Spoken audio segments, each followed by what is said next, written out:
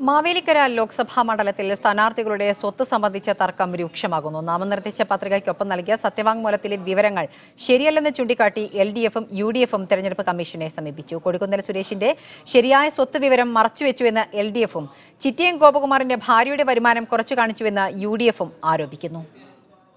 UDF സ്ഥാനാർത്ഥി കൊടിക്കുന്നിൽ സുരേഷ് ഓരോ തെരഞ്ഞെടുപ്പിലും കാണിക്കുന്ന സ്വത്ത് വിവരത്തിൽ പൊരുത്തക്കേടുണ്ടെന്നാണ് LDFിന്റെ പ്രധാന വാദം.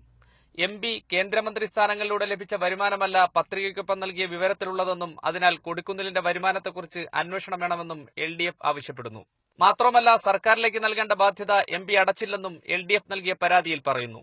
അദ്ദേഹത്തിന്റെ വരുമാനവുമായി പൊരുത്തപ്പെടാത്ത തരത്തിലുള്ള ഭീമമായ വർധനമാണ് ഉണ്ടായിരിക്കുന്നത് എന്ന് ഏവർക്കും ബോധ്യപ്പെടുന്നതാണ്. അതുകൊണ്ട് ഇക്കാര്യത്തെപ്പറ്റി സമഗ്രമായ അന്വേഷണം അനിവാര്യമായിരിക്കുകയാണ്. ബാധ്യത അടയ്ക്കേണ്ട സാഹചര്യമില്ലെന്നും അത്തരമൊരാവശ്യമില്ലാത്ത വിവരം വരണാധികാരിയെ ബോധ്യപ്പെടുത്തിയിട്ടുണ്ടെന്നും UDF പറയുന്നു. എന്നാൽ കഴിഞ്ഞ നിയമസഭാ തെരഞ്ഞെടുപ്പിൽ അടൂരിൽ മത്സരിച്ചപ്പോൾ ചിറ്റിയം ഗോപകുമാർ സമർപ്പിച്ച സത്യവാങ്മൂലവും ഇപ്പോൾ സമർപ്പിച്ച രേഖകളും സംബന്ധിച്ച പൊരുത്തക്കേടുകളാണ് UDF ഉയർത്തുന്ന പ്രശ്നം. ചിറ്റയത്തിന്റെ ഭാര്യയുടെ വരുമാനം സംബന്ധിച്ചാണ് UDFിന്റെ പരാതി. കളവായ സത്യവാങ്മൂലം ഫയൽ ചെയ്തിരിക്കുകയാണ്. അത് വളരെ ഗുരുതരമായ ഒരു ഒഫൻസാണ് ചെയ്തിരിക്കുന്നത്. ഗുരുതരമായ വീഴ്ചയാണ്. അത് അദ്ദേഹത്തിന്റെ സ്ഥാനാർത്ഥിത്വം അസാധുവാക്കപ്പെടേണ്ട കാര്യങ്ങളിലേക്കാണ് പോയിക്കൊണ്ടിരിക്കുന്നത്. ഷിജിത് കണ്ണോമിനൊപ്പം യു ഷൈജു, മീഡിയ 1, മാവേലിക്കര.